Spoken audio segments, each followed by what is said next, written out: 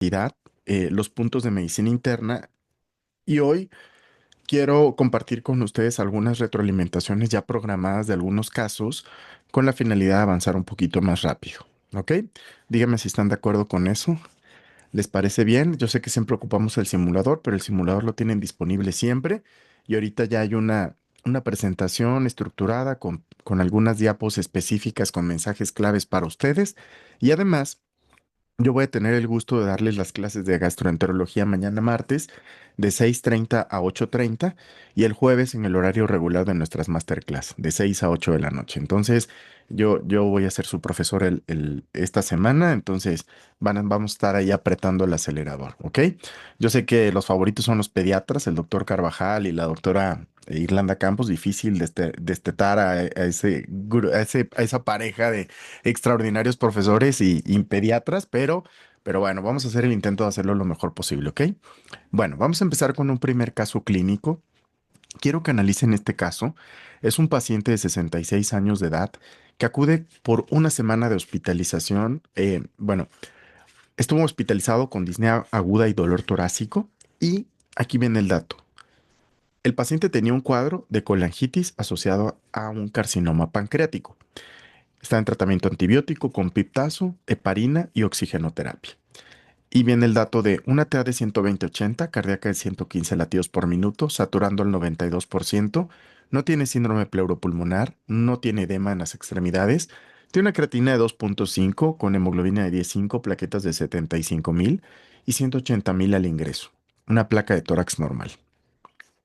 Les pregunto, ¿cuál sería el estudio más apropiado para establecer el diagnóstico en este paciente? ¿Ok? La opción A es que le hagamos un ultrasonido Doppler de extremidades inferiores. Opción B, que le hiciéramos un gamagrama con angiotomografía, un gamagrama pulmonar. Opción C, angiotomografía pulmonar, perdón. Y la última, una angiografía pulmonar puntualmente. ¿Ok? Voy a pedirles, por favor, que contesten independientemente, solo imaginen A, B o C, C o D, para que ustedes me digan qué opinan al respecto. ¿Ok? Listo. Ultradoppler, gamagrama, angiotomografía o angiografía pulmonar. Damos 30 segundos para la discusión de este caso clínico.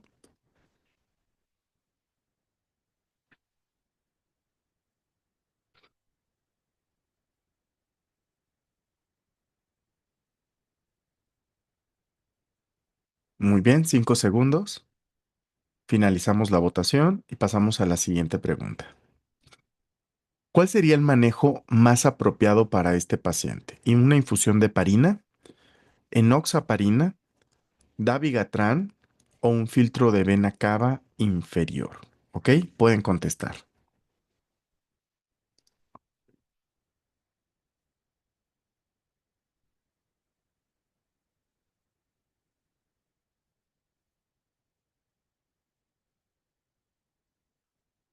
10 segundos más.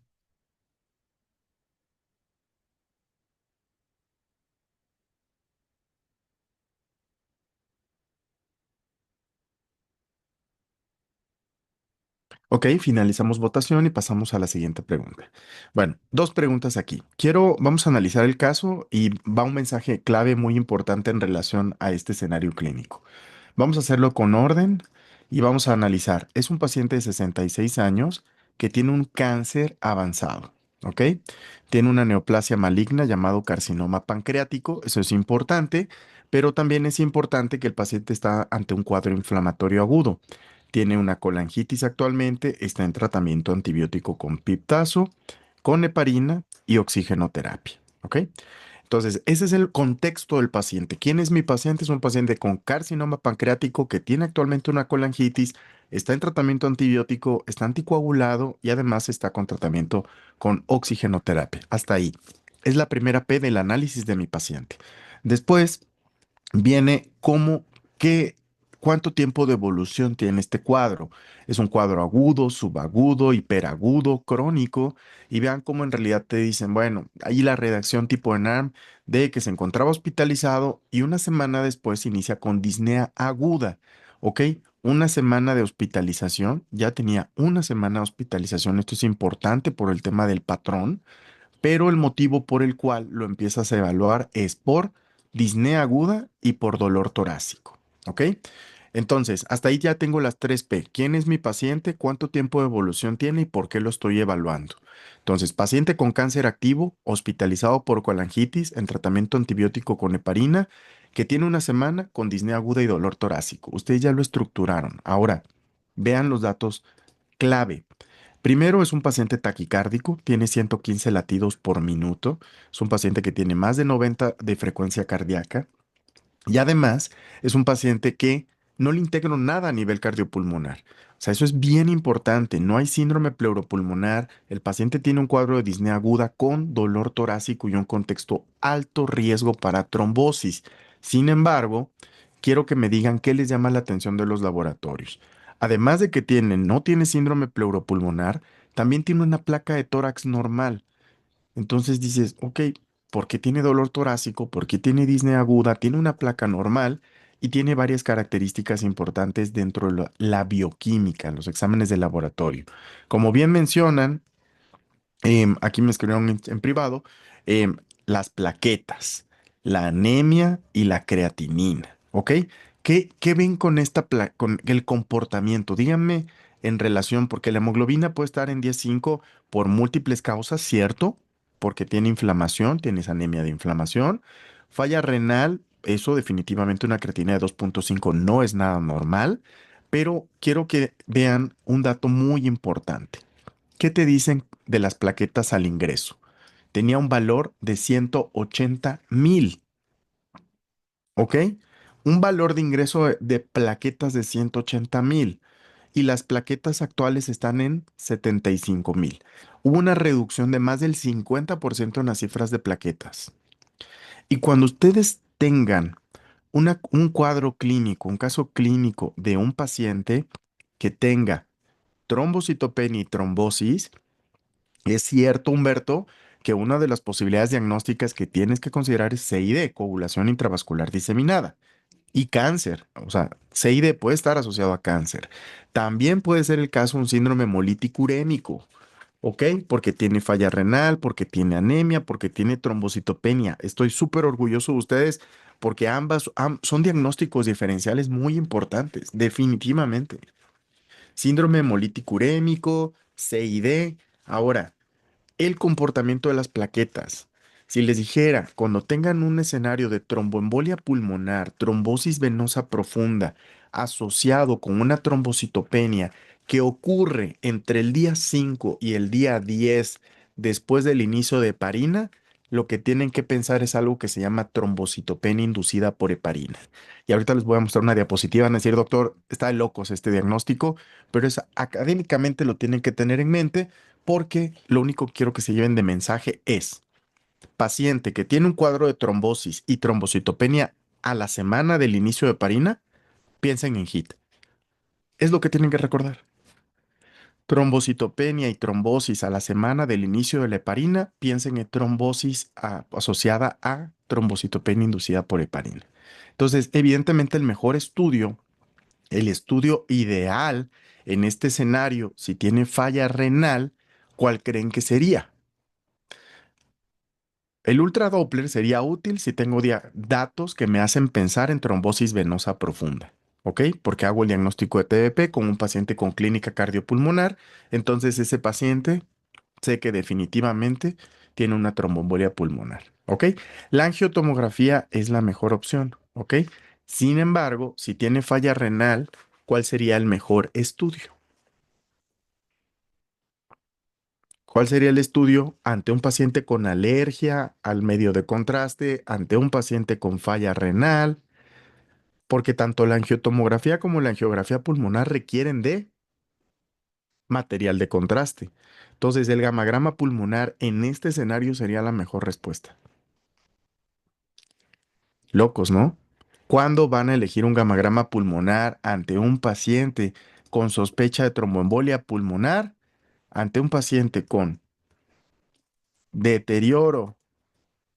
Usarlo en casos de enfermedad renal o alergia al medio de contraste. ¿Ok? Este sería un estudio muy seguro en el paciente con enfermedad renal o alergia al medio de contraste. ¿Ok? Ahora, cuestionable. Ustedes me van a decir, Doc, pero es que la angiotomografía es mucho mejor estudio. Sin duda, es un estudio mucho mejor.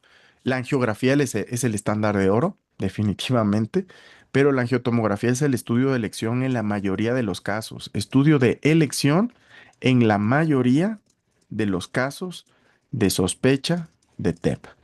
El Doppler solo en caso de sospecha de TBP. Si el paciente tiene datos de tromboembolismo, de trombosis venosa profunda, pídanle un Doppler y con eso haces el diagnóstico de TEP. Y la angiografía pulmonar, digamos que es el gol estándar. Gol estándar. ¿Quedó claro? Si alguien no está de acuerdo, me lo puede decir y lo dialogamos. Estoy dando básicamente el escenario de el estándar de oro, angiografía. El estudio de elección en la mayoría de los casos es la angiotomografía pulmonar. Cuando usar un gamagrama pulmonar en el embarazo, también no lo puse, perdón, pero lo agrego. En el embarazo por la radiación, en pacientes con enfermedad renal avanzada y en pacientes con alergia a medio contraste. Solo son tres cosas que tienen que recordar cuando van a hacer un gamagrama pulmonar en un paciente con sospecha de TEP. Ante embarazo, ante alergia a medio contraste y ante enfermedad renal. El ultradoppler cuando el paciente tiene asimetría de piernas, la pierna izquierda está más grande que la otra, 10 centímetros por debajo de la tuberosidad tibial, tienes más de 10 centímetros, tienes más de 3 centímetros de diferencia entre una pierna y otra, eso es asimetría. ¿Ok? Ahora vamos a ver el tratamiento. Si yo les digo, y ahorita van a ver la diapositiva de análisis, es cuál sería el manejo más apropiado. La realidad es que el tratamiento más apropiado de este paciente incluiría un DOAC, un tratamiento, un anticoagulante de acción directa, y la mejor opción aquí es dabigatran. ¿Por qué? Porque si el paciente yo estoy sospechando, aquí viene el dato clave, que le puse heparina y que una semana después de estar hospitalizado, el paciente baja plaquetas y me hace un cuadro de tromboembolia pulmonar, entonces es un HIT, es una heparina, trombocitopenia inducida por heparina, y la mejor opción sería dabigatran. El filtro de vena cava, ¿para quién lo utilizamos? Ante pacientes con contraindicación a la anticoagulación o aquel paciente que a pesar de tener terapia anticoagulante no volvió a hacer otro episodio anticoagulante. O sea, el filtro de vena cava es la terapia, digamos que lo menos peor. Ya cuando no podemos anticoagular, cuando el paciente ya sangró con anticoagulación y sabes que ya hizo otro episodio de tromboembolismo. Entonces, nunca usar heparina si sospechas HIT o trombocitopenia inducida por heparina. Y aquí la que estamos sospechando es la tipo 2. La tipo 1 es muy común, pero es muy chafa, pasa hasta desapercibida. Los pacientes hacen un descenso plaquetario muy bajo que nunca se asocia con una repercusión trombótica y por lo tanto no hacemos nada, continuamos con la heparina. Pero en la tipo 2, que es una entidad rara, en esos escenarios, sí debo de comentarles que tenemos que suspender la heparina. Comúnmente ocurre a la semana de estarla usando y el paciente presenta episodios de trombosis.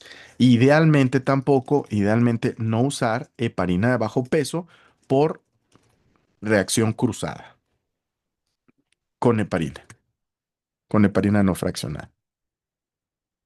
A ver, del 0 al 10, ¿qué tan difícil les pareció este caso? 10, el peor caso de su vida. 0, esto es muy aburrido, muy fácil. 9, ok. Ahora vamos a ver la retro y vamos a regresar y le van a volver a puntuar. Chéquense. Vamos a analizar qué tienen que saber de trombocitopenia inducida por heparina. Eso, Katy. Katy ya le había tocado un caso, seguramente. Miren, primero, datos claves de trombocitopenia inducida por heparina.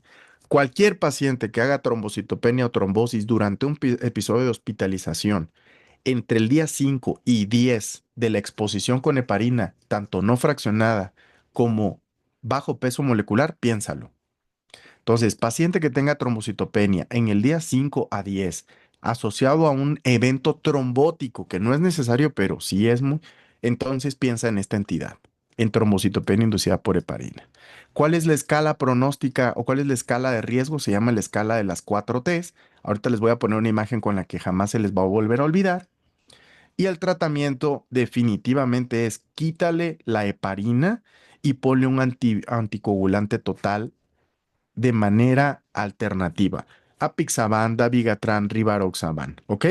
Eso es lo que quiero que sepan. No quiero que sean expertos y que me lean un artículo de revisión del 2025 de HIT. Solo recuerden, trombocitopenia entre el día 5 y 10 después de estar usando heparina, piensen en trombocitopenia inducida por heparina. Y el score que van a recordar para hacer esto se llama score de las 4T, ¿ok? No es de la cuarta transformación, es de las 4T. Y vean esto. Vean, la primera T es la trombocitopenia. Cuando un paciente tiene más del 50% de descenso de plaquetas, le da 2 puntos. ¿Ok? Vean, el uno es el grado de trombocitopenia. Ya sabía, Omar, por eso te la puse para que no se te olvidara.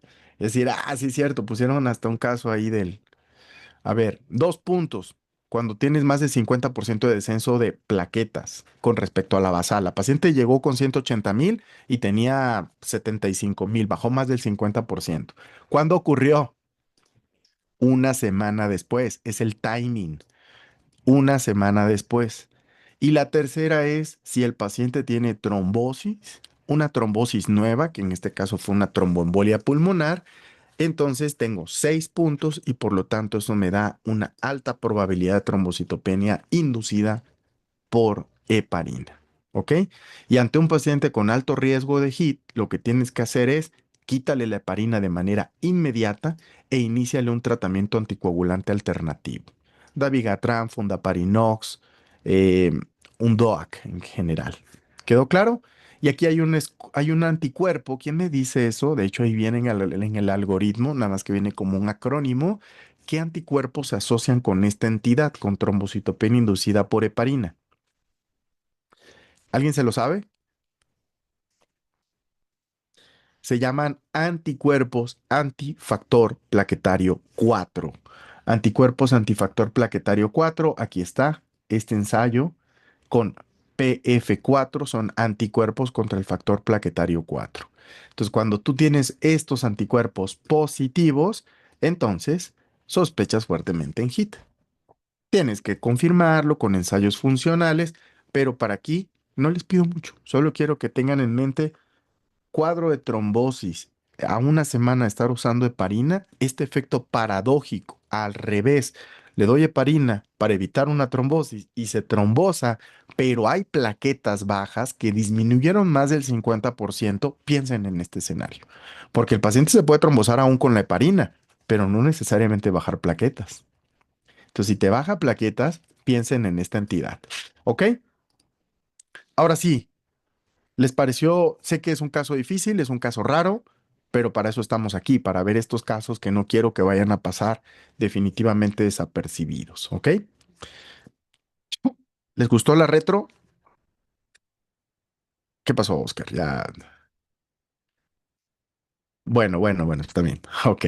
Entonces, mensaje clave, si tuvieran que hacer un post-it, nada más sería trombocitopenia inducida por heparina. Paciente que baja plaquetas después de una semana y que hace trombosis, ya sea trombosis venosa profunda, tromboembolia pulmonar, anticuerpos antifactor plaquetario 4. Tratamiento es quítale el anticoagulante y ponle fondaparinox. Fin. ¿Ya quedó? De nada, Ana. De nada, para eso es. Y Julio, la próxima vez que veas este caso, vas a decir, qué fácil caso. ¿Ok?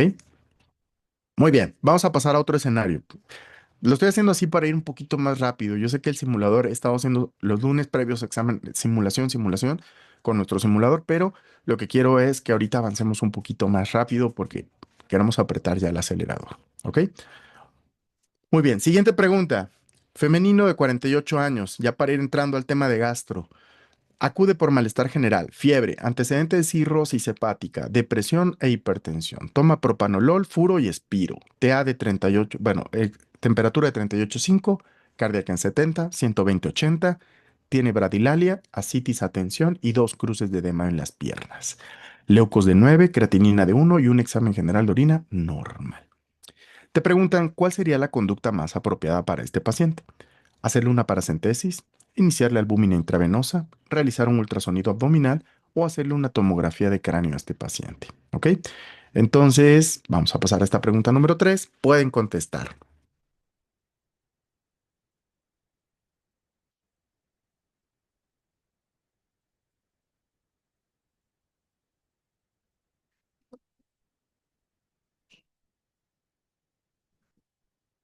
10 segundos.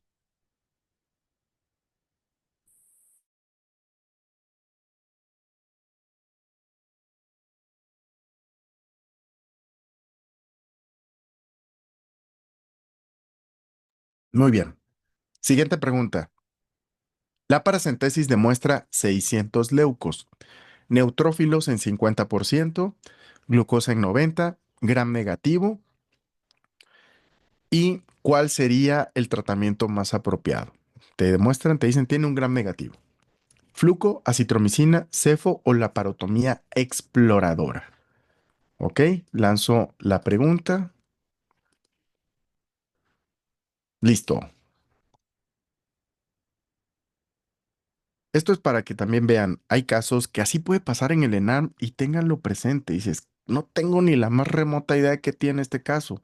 Y después viene un caso con el que te sientes más familiar, más familiarizada o familiarizado y dices, bueno, vamos, se cambió la diapo. Ay, caray. Perdón, ahí está. Voy a reiniciar nada más. Bueno, creo que no habían contestado muchos. Ya, pueden contestar. Les pido una disculpa y entre que me empecé a hacer el comercial de que no se angustiaran. Cuando van a estar en el ENAM van a tener casos donde dices, esta sí me la sé. La siguiente, tranquilos, tranquilas. Tienen que darle. Ok, la siguiente. Ok. Primer elemento importante. ¿Quién es mi paciente? Otra vez, rápidamente, es un paciente que tiene varias características de importancia. Es una mujer de 48 años que tiene cirrosis hepática, está deprimida y tiene hipertensión arterial. Ese es el contexto de mi paciente. Además que toma propanolol y toma diuréticos. Entonces, si yo sé que tiene cirrosis y toma diuréticos, es probablemente por ascitis, ¿ok? Porque estos pacientes tienen retención de agua asociado con activación del sistema renina-angiotensina-aldosterona, activación del sistema nervioso simpático, elevación osmótica de hormona antidiurética. Son pacientes que se congestionan, hacen edema de miembros inferiores, ascitis y manifestaciones cardiovasculares importantes. Ya sé quién es mi paciente, no sé por qué viene, no sé cuánto tiempo de evolución tiene, solo sé que tiene estas características. Ahora, comúnmente puede venir el tiempo de evolución o no, pero si me dice acude por malestar general y fiebre, atribuyo algo bastante agudo. Lo atribuyo, no estoy seguro, pero el motivo por el cual la estoy evaluando es por fiebre. Entonces aquí tengo mi tercera P. Mujer con cirrosis que llega con fiebre. Ahora, ¿qué datos son importantes identificar? Primero, que confirmó evidentemente la fiebre. Y esto es relevante porque igual, y puede ser que no te dan el dato de fiebre aquí, no te lo dicen en texto, pero te ponen la temperatura y tienes que interpretarla como tal. Entonces, la paciente tiene fiebre, está bradilálica. ¿De qué te habla esto? Habla de que este paciente probablemente tiene encefalopatía. O tengo que pensar, si tengo cirrosis hepática y un paciente que llega con alteración del ciclo sueño-vigilia, con bradilalia, bradipsiquia, en el contexto de cirrosis hepática, pienso en encefalopatía hepática. ¿Ok? Vean cómo en realidad todo es normal. Tiene leucos normales, creatinina normal, uroanálisis normal, no te dicen que tenga dolor abdominal por ningún lado, tiene edema y tiene ascitis a tensión. Eso también es un hallazgo relevante. Entonces, vamos a ver cómo contestaron esta pregunta. Y esta pregunta, a ver, ¿qué hice? Ahí está. Vamos a ver cómo contestaron esta pregunta. Y en esta que fue la que tengo aquí como número 3, el 66% dijo le toca paracentesis, lo cual es correcto. Cualquier deterioro clínico, repito, cualquier deterioro clínico en un paciente cirrótico que amerite hospitalización y abordaje diagnóstico requiere paracentesis. ¿Ok? Y comúnmente los cirróticos o el cirrótico Child ni enterado está que tiene cirrosis. Comúnmente el escenario típico de un paciente con cirrosis clínicamente significativo es porque tiene una cirrosis avanzada. Child B o Child C. Y recuerden cómo defino una cirrosis descompensada. Esto lo vamos a ver mañana en la discusión y ya esta semana empezaron a tener, tienen acceso a todas las videoclases. Las da un gran gastroenterólogo, lo pueden poner un poquito más rápido, habla un poquito más lento que algunos profesores, pero le pueden poner 1.5x y eso lo resoluciona sin ningún problema. Entonces, cirrosis hepática descompensada. ¿A qué me refiero a esto? A un paciente que tiene encefalopatía, un paciente que tiene ascitis, ¿ok? Que tiene varices esofágicas. Cualquiera de estas características, cuando tengas estos, sabes que es un paciente con cirrosis avanzada. Si tiene además un síndrome hepatopulmonar, un síndrome hepatorrenal, definitivamente es avanzada la cirrosis, ¿va? Entonces, mensaje clave: cirróticos, deteriorados clínicamente por falla renal, por cuestiones de sangrado de tubo digestivo, por empeoramiento de encefalopatía hepática, búsquenle factores de infección y uno de los sitios más comunes de infección es la peritonitis bacteriana espontánea. Es que ese líquido de ascitis que está a tensión se haya infectado por translocación bacteriana, ¿ok? Entonces, lo más apropiado aquí lo obtuvo el 67% del grupo que dijo, no, le toca paracentesis. ¿Por qué? Porque tengo que ver que no tenga criterios de una peritonitis bacteriana espontánea. ¿Y por qué siempre tenemos que buscarlo? Porque hay pacientes, la peritonitis bacteriana espontánea puede ser hasta asintomática en la tercera parte de los pacientes. Asintomática en la tercera parte de los pacientes. Ahora, la siguiente pregunta es: ¿qué le tocaba? Igual 60%, 62% para ser exacto, le dio tratamiento correcto con una cefalosporina de tercera generación que está cubriendo perfectamente un gram negativo, que lo más común es que sean enterobacterias y de estas la E. coli es la más común. ¿Ok? Ahora quiero que me digan, ¿cumple o no criterio por cifra de leucos o por neutrófil? Bueno, por estas características de la paracentesis de peritonitis bacteriana espontánea. ¿Sí, no o no sé? A ver qué dicen. ¿Cumple criterios de peritonitis bacteriana espontánea? ¿Sí, no o no quiero participar?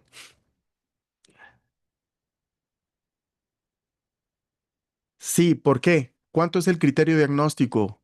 Bien. ¿Cuánto es el criterio diagnóstico? Más de 250 neutros. Neutros. Neutros. Polimorfonucleares. No estoy hablando de leucos totales, estoy hablando de polimorfonucleares.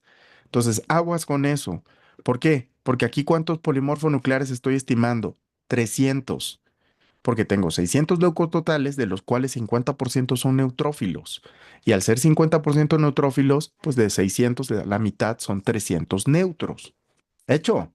Por lo tanto, cumplo mi criterio de que la peritonitis bacteriana espontánea se define como un paciente que tiene más de 250 células polimorfonucleares en el líquido de ascitis, y esta tabla que les estoy mostrando es una tabla, una joya. O sea, es muy, muy importante porque les va a ayudar a hacer el diagnóstico diferencial de peritonitis bacteriana espontánea de una peritonitis bacteriana secundaria. A ver, ¿quiénes van para cirugía? Que pongan un emoji en el chat, porque ellos, cuando les presenten un caso de cirróticos, perdónenme, me estoy deslecando aquí, pero, ok, usuario de Zoom parece que va. Andrea, vale. Andrea, ¿cuándo te vas a estresar y decir, este paciente tiene una peritonitis bacteriana secundaria? Julio, María, Daniela, Alejandro, Víctor.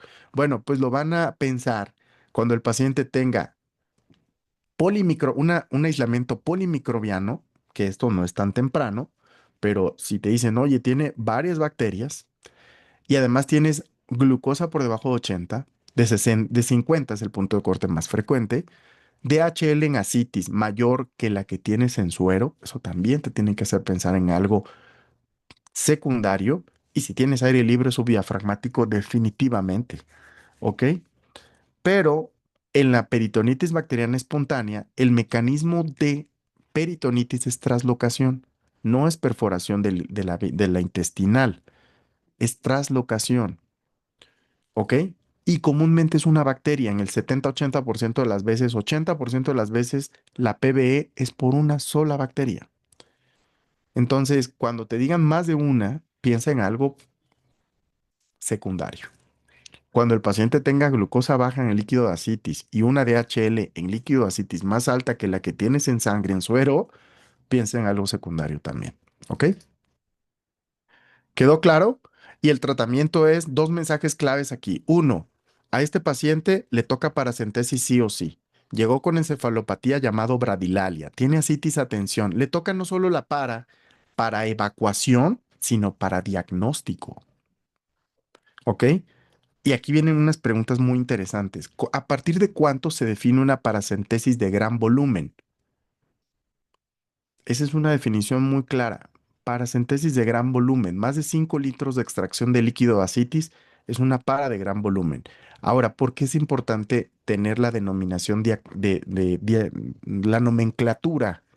Porque le tienes que aplicar albúmina a los pacientes, muy bien, Amparo, a los pacientes con paracentesis de gran volumen, por el riesgo de qué, tú misma, Amparo, ¿qué queremos evitar cuando el paciente lo pasas a urgencias, le haces una para, le extraes 10 litros de líquido de ascitis y dices, hay que ponerle albúmina? ¿Por qué? ¿Para qué? ¿Qué quieres evitar con esto? Algo denominado disfunción circulatoria inducida por paracentesis. Disfunción circulatoria inducida por paracentesis. ¿Por qué? Porque el paciente de por sí está lábil, ¿no? Tiene el sistema RAS activado, sistema nervioso empático activado, ADH en el cielo, y de repente tú le quitas 10 litros de líquido de ascitis de golpe. ¿Cómo crees que se comporta el cuerpo? Intensifica aún más estos mecanismos y el paciente termina empeorando más la función renal. Entonces lo que haces es, extraigo 10 litros, pero te repongo con albúmina para bajar ese riesgo de disfunción circulatoria post-paracentesis. ¿Quedó claro para todas y para todos? Hecho. Entonces, cuando hagan extracción de líquido de ascitis de más de 5 litros, pongan albúmina. Y ahí viene la siguiente pregunta. Para alguien que vaya para cirugía, por aquí estoy, no me lo tomen personal. Víctor, ya te vi. Víctor, ¿cuánto le toca de albúmina por cada litro de líquido de ascitis extraído? Ya te ayudó Daniela, vale. 6 a 8 gramos de albúmina por cada litro eso. 6 a 8 gramos de albúmina por cada litro de líquido extraído de ascitis. Y aquí viene un dato que ustedes por aquí pueden confundirse, pero espero que no venga algo así en el nacional, pero vamos a suponer. Ya dije que la paracentesis de gran volumen se define como más de 5 litros, ¿ok? Ahora, ¿cuántos gramos de albúmina tendría que pasarle si el paciente le extraje, por ejemplo, 6 litros? Por lo menos le tocarían al menos 36 gramos de albúmina, ¿ok? Entonces, es sobre el litro, sobre los litros extraídos. No quiere decir que a partir de 5 lo que extraje le voy a poner 6 a 8 gramos por cada litro después de 5. Es sobre la cantidad total de líquido extraído. Entonces, si ese paciente le quitará 10 litros, que serían totales, lo que tendría que ponerle como mínimo son 60 gramos de albúmina. Y nada más, para fines prácticos, ustedes recordarán si alguien está en urgencias y recibe con frecuencia pacientes con cirrosis, lo cual no es nada infrecuente, recuerden que cada frasco, 50 mililitros de albúmina, dependiendo si es al 20 o al 25%, más o menos traen alrededor de ¿cuánto? De 10 gramos. Y si fuera un frasco de albúmina de 25%, que también las hay, albúmina al 25%, entonces lo que traería aquí serían 12,5 gramos aproximadamente. ¿Ya quedó? Entonces yo sé que aquí, al menos a este paciente, tendría que ponerle como mínimo, más o menos 4 frascos, si le saqué 6 litros. Y si saqué 10 litros, pues por lo menos tendría que ponerle así como mínimo 10 frascos de albúmina para que fueran los 60 gramos que es inducido. ¿Quedó claro? Definición de paracentesis de gran volumen, más de 5 litros. Siempre repongan con albúmina cuando a un paciente con ascitis a tensión le quitas una gran cantidad de líquido de ascitis, tienen que reponer con albúmina y cada frasco de albúmina trae entre 10 y 12,5 gramos de albúmina dependiendo de la concentración, si viene al 20 o al 25%. ¿Va? Muy bien. Perfecto, voy a borrar esto y seguimos con la siguiente pregunta. Y lo que le toca a antibiótico, el tratamiento de elección es una cefalosporina de tercera generación, puede ser ceftriaxona, puede ser cefalosporina, cefotaxima y la laparotomía exploradora sería un tratamiento para peritonitis bacteriana secundaria. Que ya dijimos que la voy a pensar si la DHL en ascitis es más alta que la que está en suero, la voy a pensar si la glucosa en ascitis está por debajo de 50, la voy a pensar si me están creciendo más de un tipo de bacteria en el líquido de ascitis y si hay aire libre subdiafragmático. Fin, es todo lo que tenemos para este caso el día de hoy. ¿Les pareció útil? Pongan un emoji para cerrar este caso. Y esto nada más para que ustedes se desestresen y no se angustien ahí. ¿Qué pasó, Oscar? Ok, súper. Bueno, yo sé que para muchos puede parecer que payaso esto que les pido de poner emojis, pero es mi forma de pedirles ahí de que están presentes, de que están despiertos, despiertas, y pues al final del día que no sea aburrida esta sesión de discusión de casos clínicos. ¿Va? Perfecto. Ok, ok, vamos a ver este otro caso. Viene este casito de un paciente de 35 años que acude por cefalea, rigidez de nuca y fotofobia. Suena a algo que tienen que tener claro. Pero aquí viene lo interesante. Tiene un antecedente de alergia a la penicilina, lo dice su mamá. Tiene 37 de temperatura, una cardíaca en 120, tiene 130-80 de TA, está alerta, está orientado, pero efectivamente tiene cefalea, rigidez de nuca. ¿Cuál sería el manejo más apropiado para este paciente? Una punción lumbar, le haces un ataque de cráneo a continuación, una resonancia magnética o hemocultivos. ¿Ok? Entonces lanzo la pregunta y pueden empezar a contestar en este momento.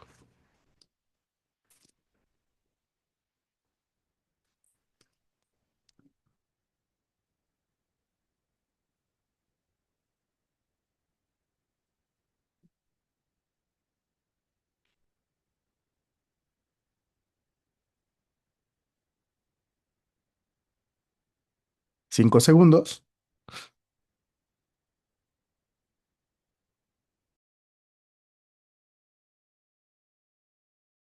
Muy bien, finalizamos votación y te preguntan, ¿cuál de las siguientes no es una reacción mediada por IgE? Sobre todo por esto que te están preguntando, de lo que te ponen de datos. Urticaria, anafilaxia, angioedema o Steven Johnson. Listo, pueden contestar.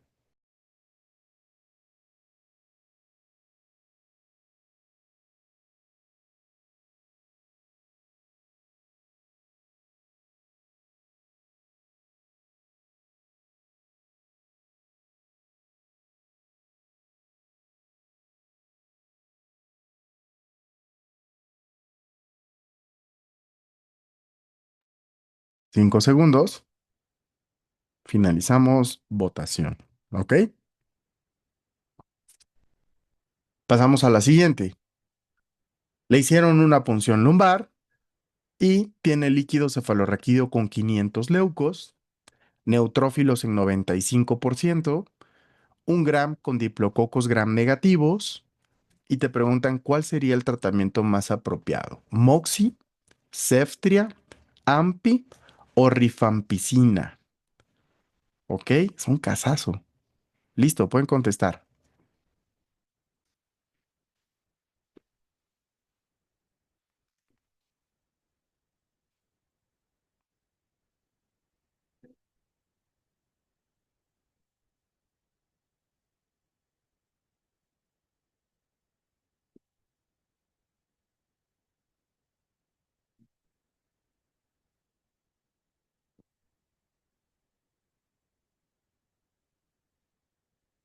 ¿Ok?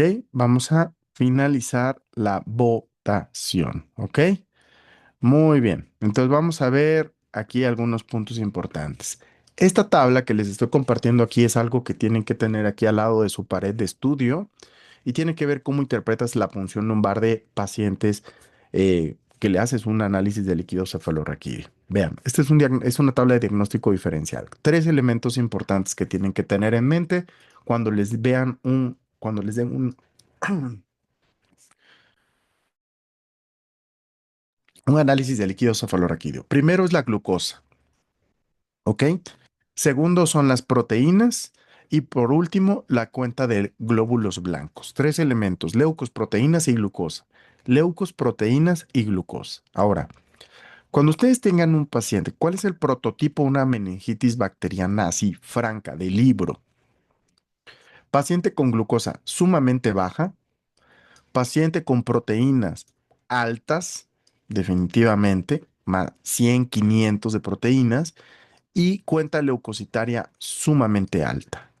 ¿Ok? Evidentemente, desde que tengas más de 100, esto tienes que pensar en un agente infeccioso bacteriano, viral, pero es infección hasta no demostrar lo contrario. ¿Ok? Entonces, ¿qué pasa con una meningitis bacteriana? La glucosa baja, las proteínas suben y los leucos también suben. Ahora, ¿qué tipo de leucos hay en meningitis bacteriana? Pues comúnmente son polimorfonucleares.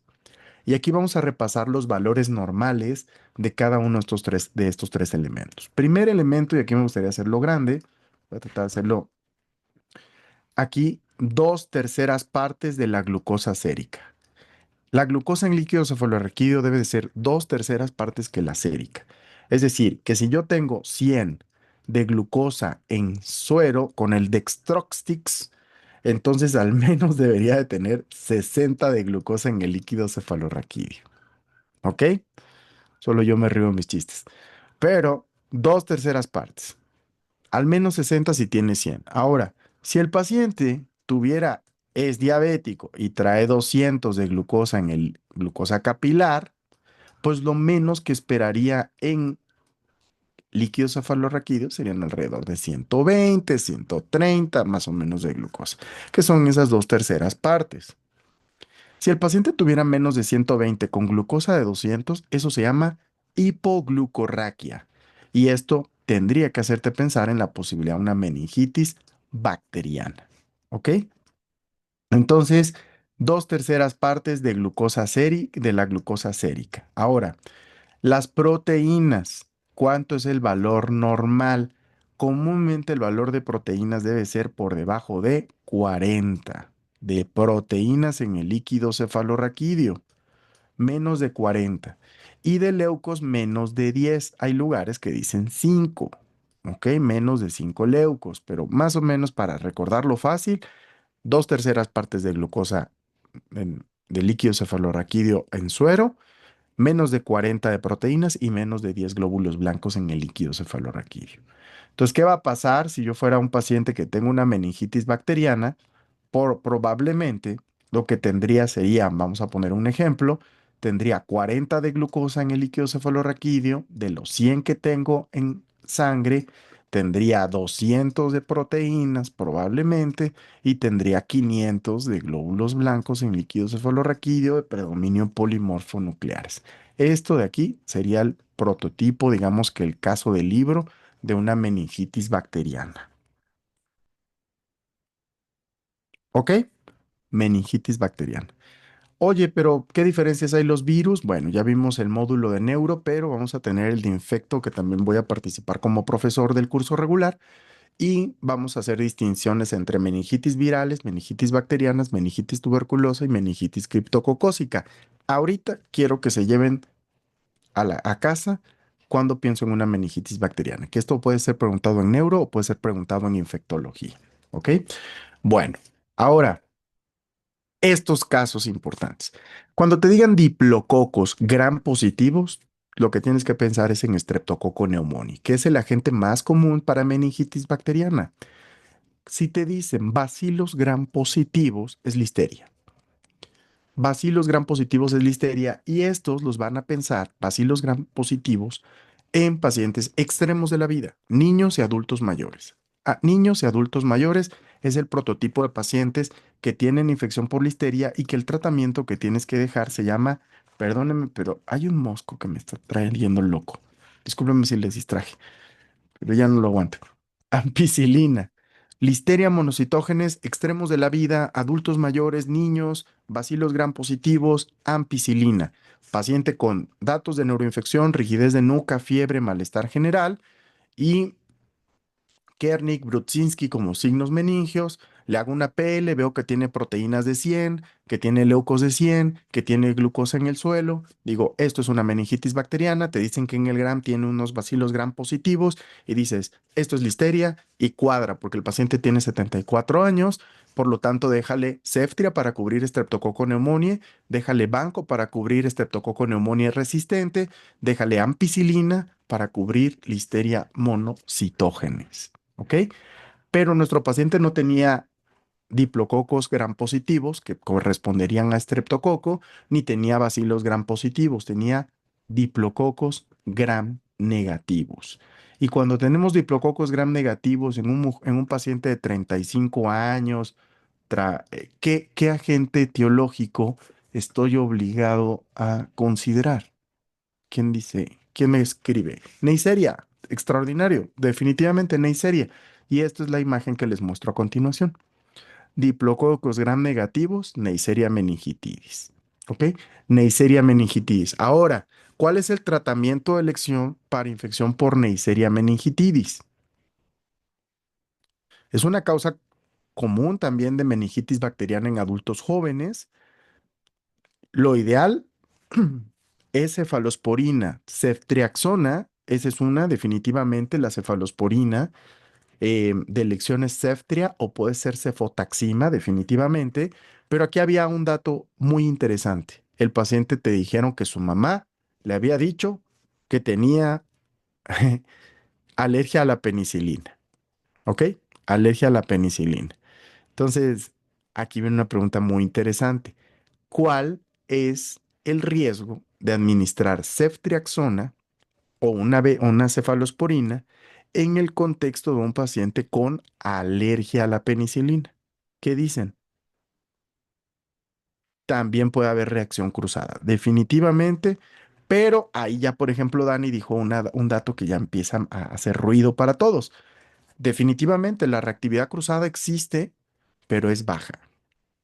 Y este paciente tiene una infección del sistema nervioso central. ¿Le darías un manejo subóptimo o vigilarías el tratamiento óptimo? Depende del cuál haya sido el tipo de problema que lo llevó aquí. Entonces aquí vienen unos datos así, unas perlillas de penicilina. Y esto ya saben, ¿cuántos pacientes no les dicen, yo soy alérgico a la penicilina, doctor? ¿No? Bueno, la alergia a la penicilina se describe en 10% de los pacientes, pero de los que describen que tienen alergia a la penicilina, realmente son alérgicos el 10%, nada más de entrar. Ahora, el porcentaje de reacción cruzada es menos del 10% también. Con penicilina, alergia a la penicilina documentada y la reacción cruzada es menos del 10%. 1% o menos con carbapenémicos. Entonces, el mensaje clave es, no todos los pacientes alérgicos a la penicilina son iguales. No es lo mismo tener un rash que un paciente que tuvo angioedema o choque anafiláctico. Entonces, también hay que saber qué tipo de alergia a la penicilina tendría este paciente. Es una alergia, digamos que es una reacción leve o es una reacción o un antecedente de reacción grave. Entonces, cuando una persona les describa alergia a la penicilina, tienen que preguntar, cuéntame un poco más. ¿Qué te pasó? ¿Llegaste al hospital? ¿Te tuvieron que internar varios días? ¿Te pusiste grave? ¿Te salieron ronchas en el cuerpo? ¿Se te hincharon los labios?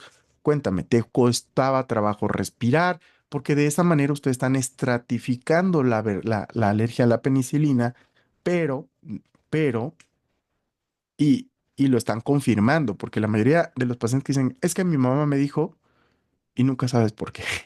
Y ante un paciente con una meningitis por Neisseria, el tratamiento óptimo es el tratamiento óptimo. ¿Ok? De hecho, aquí nada más no lo traje en español, pero se los muestro nada más cómo la estratificación del riesgo se hace con la historia clínica. Ahora, aquí hay algunos datos que quiero que pongan atención en el recuadro rojo primero. Aquí, ¿cuáles son consideradas reacciones graves, serias? Reacciones graves y serias. Pueden ser mediadas por IgE o pueden ser reacciones retardadas. ¿Ok? De las reacciones retardadas tienes Steven Johnson, necrolisis epidérmica tóxica, el síndrome de Dres, ¿ok? Pero dentro de las mediadas por IgE tienes anafilaxia, tienes angioedema, tienes urticaria, ¿ok?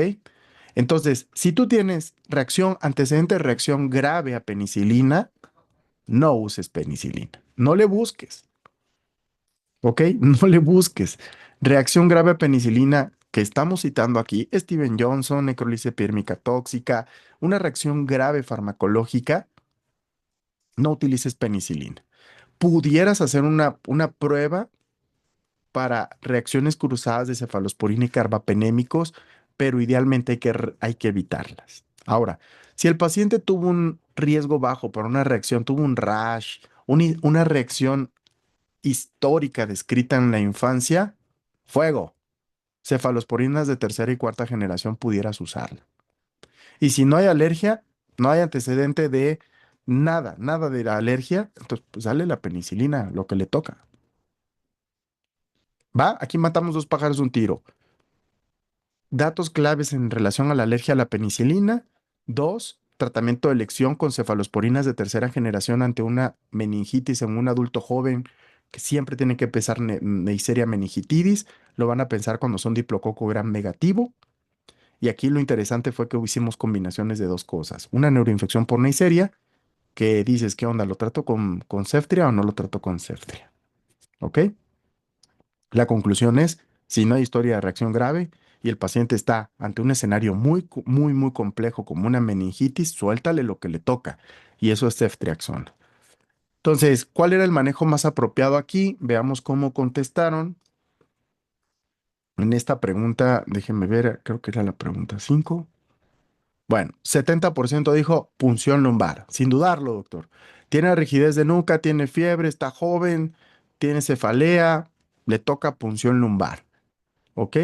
Aquí lo que te ayuda mucho es la rigidez de nuca para pensar en una neuroinfección, porque de ahí en fuera la cefalea y la fiebre la podemos tener ante muchas causas que afecten sinusitis, faringitis, que tengamos dolor de cabeza, una sinusitis frontal, etmoidal, maxilar, pueden dar fiebre y dolor, pero la rigidez de nuca definitivamente es algo muy relevante. ¿Ok? 70% de respuestas correctas. Ahora, ¿cuál de los siguientes no era mediado por IgE? Ya dijimos urticaria, anafilaxia y angioedema, sí lo son, y definitivamente el Steven Johnson no lo era. Esto lo contestó 58% del grupo de manera correcta. Steven Johnson es una reacción retardada. Y por último, el tratamiento más apropiado es ceftriaxona. ¿Ok? Es ceftriaxona. O sea, la verdad es que en este caso, ceftriaxona sí sabemos que hay reacción cruzada. Puede haber reacción cruzada cuando tienes la historia real de alergia a la penicilina, pero menos del 10% de reacción cruzada. Y ante un paciente con una neuroinfección, le toca lo que le toca, lo correcto y vigilas y estás constantemente al pendiente de alguna potencial reacción asociada a IgE como urticaria, anafilaxia o angioedema. No sé, pero estos casos los tenía por ahí en el buró y dije, los vamos a ver hoy para discutir más, ya entrando en algunos puntos relevantes que tienen que ver con infecto, con gastro. Ya por ahí vimos un primer tema, disculpen mi memoria, pero vimos un escenario de un hit, vimos un tema de mato, vimos un tema de gastro con peritonitis bacteriana espontánea, este tercer caso con una neuroinfección de neuro e infecto también, por ahí ya entrando en estos últimos temas. ¿Cómo van? ¿Quieren un breve receso? ¿Llevamos una hora o le damos de continuo? ¿5 minutos? ¿10? ¿Qué opinan? ¿Todo bien? Seguimos. Otro. Continuo. Vale, pues vemos un par de casos más entonces. Ok. A ver, entrando, la siguiente semana es Derma y tenemos un invitado súper especial, pero no voy a spoilear esto. A ver, masculino de 68 años de edad, con eritema en extremidad inferior izquierda. Tiene antecedente de diabetes, hipertensión y enfermedad renal crónica.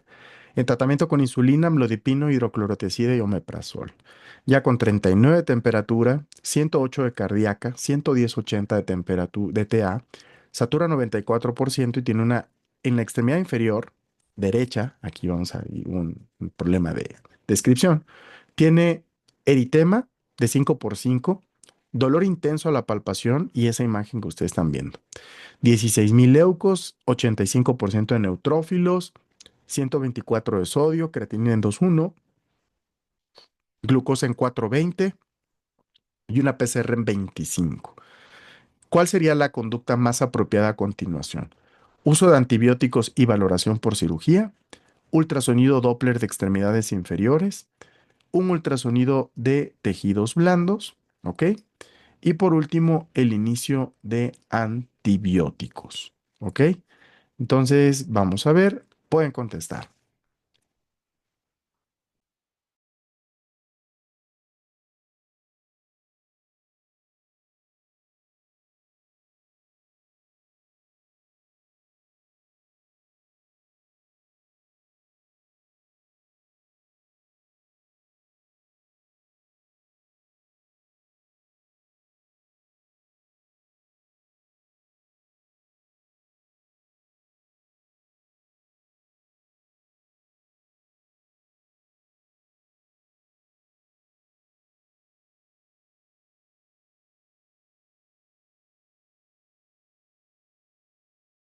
¿Cuál de los siguientes datos no es un factor relacionado a infección de tejidos blandos necrotizante? Yo sé que en el ENAR no vienen así, pero tiene que identificar, tiene que saber tres de estas cuatro opciones asociadas a a una infección necrotizante. Entonces, vamos a utilizar aquí al revés, nada más para fines didácticos el día de hoy. Listo.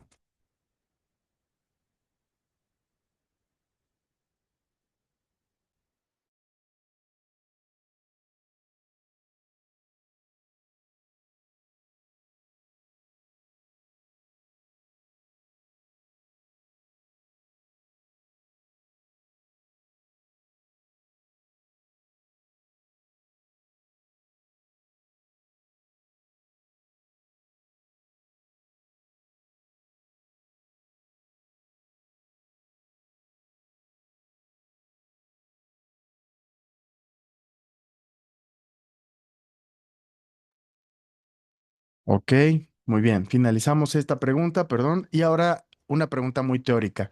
¿Qué escala apoyaría el diagnóstico? ¿LRINEC, Atlanta, Apache o SOFA? Ok, listo, pueden contestar.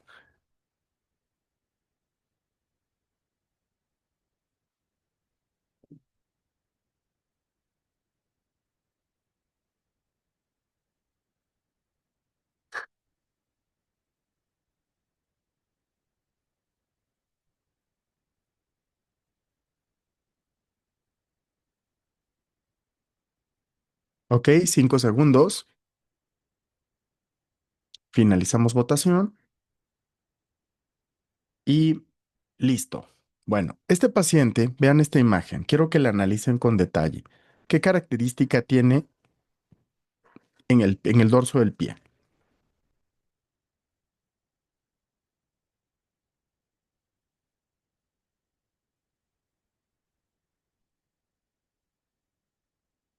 Necrosis, bien, Julio. De acuerdo con eso.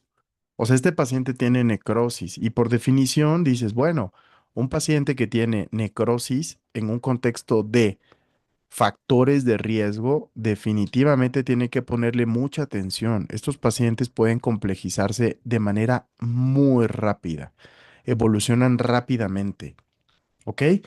Ese es otro dato, no tiene bordes bien definidos, lo cual finalmente, pues esto traduce, cuando tiene bordes bien definidos, una infección de tejidos blandos se llama erisipela y comúnmente esto es una infección delimitada a la superficie de la piel.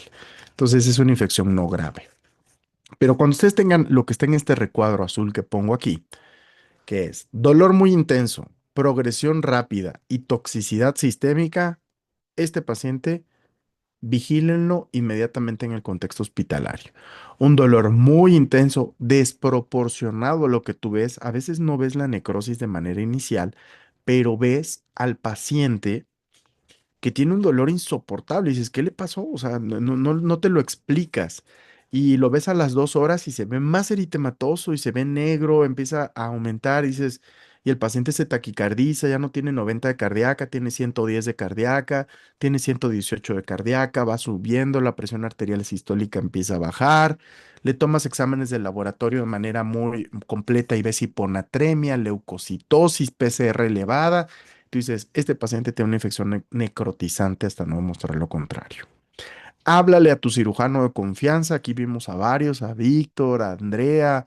Entonces, háblenle al residente de cirugía y que lo metan a exploración quirúrgica. Yo ya le estoy colgando los antibióticos de amplio espectro, lo estoy monitorizando, ya le puse Mero, Banco, Clinda, le puse cobertura de amplio espectro y lo tienen que meter a lavar, ¿ok? Un resumen muy rápido de infecciones de tejidos blandos. Esto ya sabiendo que son derma y infecto los temas que vamos a ver en las siguientes semanas. Repaso rápido. En general, cuando tenemos una celulitis, una infección de tejidos blandos, puede ser purulenta o no purulenta. Y las purulentas son las que tienen pus, colección, absceso. Las no purulentas son las celulitis que no crepitan, que no tienen absceso y que no hay pus propiamente. ¿Ok? Entonces, cuando tú veas necrosis, esta es una emergencia médico-quirúrgica. Esto es algo rápido, de evolución muy rápido, necrosis de cualquier capa de la piel en un contexto de toxicidad sistémica, empeoramiento rápido, dolor desproporcionado, definitivamente este paciente está grave y la mejor herramienta que tienes es sospecharlo. Si este paciente lo sospechas de manera rápida, lo atiendes de manera oportuna, definitivamente cambias el pronóstico de la enfermedad. Ahora voy a hacerles una pregunta. ¿Alguien de ustedes trató durante el internado o estuvo tratando a algún paciente con antecedente, alguna infección necrotizante? ¿Le tocó a alguien? No. Bueno, nadie me contestó. Julio sí, Osvaldo sí, y ahí Víctor ya dijo lo que quería que me dijeran. Cuatro personas me dijeron que sí. Ahora les pregunto, ¿quiénes atendieron pacientes con gangrena de Fournier? Todos los que ustedes saben. Ay, entonces empiezan a aparecer más personas. ¿Por qué? Porque la gangrena de Fournier, esa gangrena de Fournier que ustedes atendieron y que probablemente no fue nada agradable, ese contexto es una infección necrotizante. Probablemente les tocó para cuando este paciente ya estaba curándose, ya lo habían drenado, ya lo habían debridado, pero cuando ese paciente llegó fue una infección necrotizante. ¿Cuál es la diferencia? Que esta infección necrotizante está confinada a la región perineal y por lo tanto se le denomina gangrena de Fournier. ¿Ok? Entonces ustedes lo atendieron, pero tal vez no lo recibieron en urgencias, pero esa fue una infección necrotizante. ¿Ok? Entonces, la mejor herramienta de diagnóstico es sospecharlo rápidamente y el tratamiento que tienen que ofrecerle sí o sí es el tratamiento quirúrgico. ¿Ok? Entonces, vean aquí no ven necrosis, pero ven una evolución rápida, un dolor desproporcionado. Entonces, por lo tanto, ese paciente tienes que meterlo rápidamente a valoración, drenaje, debridación quirúrgica. Y aquí viene cómo se denominan las infecciones de tejidos blandos. Por ejemplo, cuando anatómicamente es en la región perineal, se llama gangrena de Fournier. Cuando esa infección involucra la región de cuello, se llama angina de Ludwig, ¿ok? Pero es un ejemplo de infecciones de tejidos blandos necrotizantes. Dependiendo de la profundidad, la puedes clasificar en adipositis, fascitis, miositis y a nivel microbiológico lo puedes considerar como tipo 1 polimicrobiana, tipo 2 monomicrobiana y tipo 3 por Vibrio vulnificus. 3 polimicrobiana, 2 monomicrobiana y 3 asociada a Vibrio vulnificus. Ustedes mismos, ¿en qué escenarios van a pensar en pacientes por infección por Vibrio vulnificus? Aquellos que tengan ampollas, violáceas, hemorrágicas de rápida evolución, con necrosis o sin necrosis, pero en el contexto de un paciente con hepatopatía crónica, cirrosis hepática, que además recientemente viajó a alguna playa o viajó a algún área de agua dulce, a algún río, comió ostiones, mariscos. Entonces, aguas con eso. Hay muchas otras aeromonas, infinidad de posibilidades diagnósticas, pero si te dicen el paciente cirrótico, como el que vimos hoy, con una ampolla violácea, con mucho dolor, con toxicidad sistémica, piensen en una fascitis necrotizante por Vibrio vulnificus, ¿ok? O por género Vibrio. ¿Quedó claro? Entonces, si vamos al análisis de este caso clínico, lo que tienen que recordar es, la mejor opción aquí era iniciarle antibióticos, que lo valorara cirugía, definitivamente, eso era lo correcto, lo contestó el 58% del grupo, antibióticos de amplio espectro con valoración quirúrgica. Y después te dicen cuál de los siguientes no se asocia o cuál no es algo que pensarías de primera intención ante una infección necrotizante.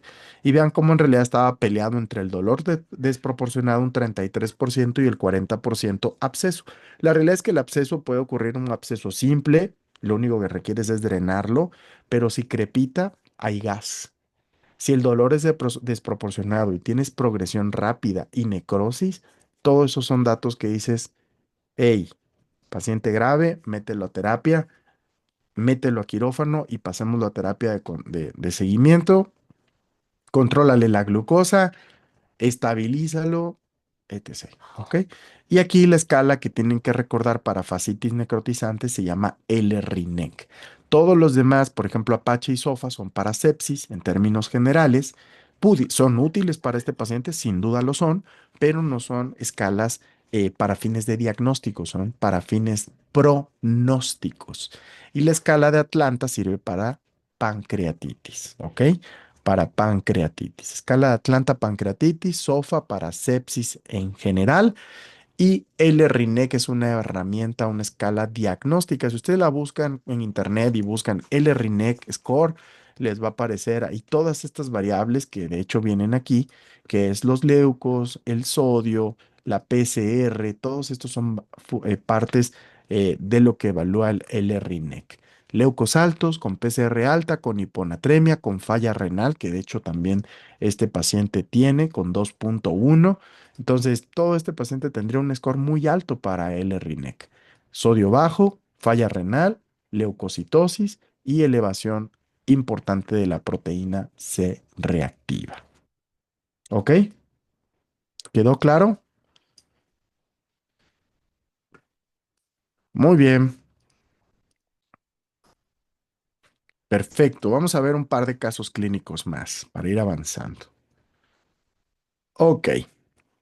Femenino de 54 años de edad acude por náusea, vómito y tinnitus. Tiene confusión, tiene antecedente de depresión en tratamiento con imipramina, respiratoria en 30, cardíaca en 80, TA de 125/80. Está somnolienta, ubicada en tiempo, lugar y persona y tiene esta gasometría que ustedes podrán analizar con total tranquilidad. pH en 7,47, PCO2 en 20, PO2 en 75, bicarbonato en 15, sodio en 135 y cloro en 100. Lo que tienen que tener para contestar esta pregunta de manera correcta. ¿Cuál sería el anion gap del paciente? 15, 20, 25 o 30. Nadie escriba nada en el chat, hagan sus cálculos, hagan su ejercicio personal y contesten a partir de este momento. ¿Ok?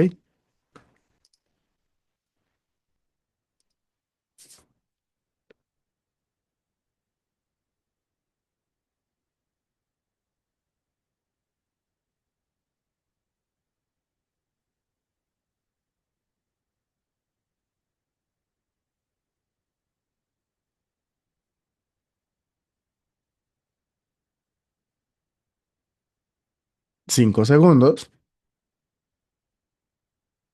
Muy bien. Cerramos votación y pasamos a la siguiente pregunta. Ahora viene una más interesante aún. ¿Cuál sería el trastorno ácido base de este paciente?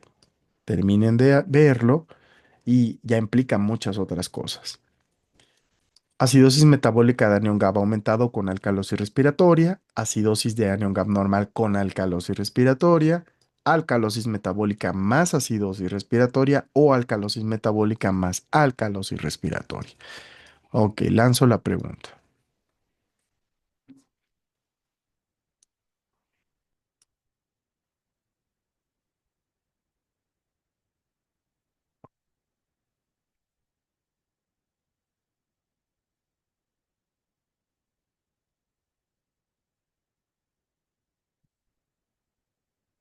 10 segundos más.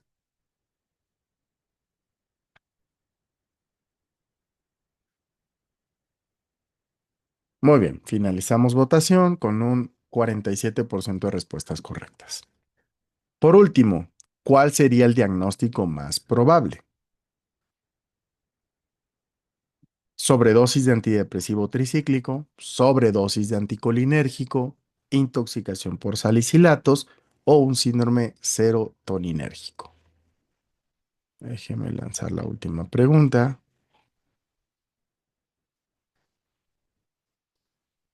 Vayan pensando y doy rápidamente esto. Aquí pueden contestar esto.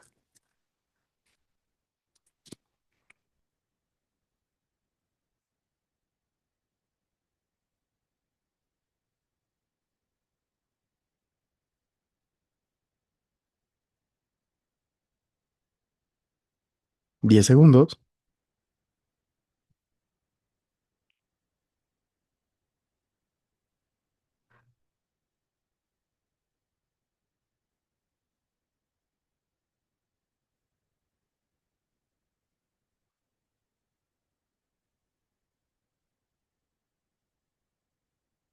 Listo, finalizamos votación. ¿Ok?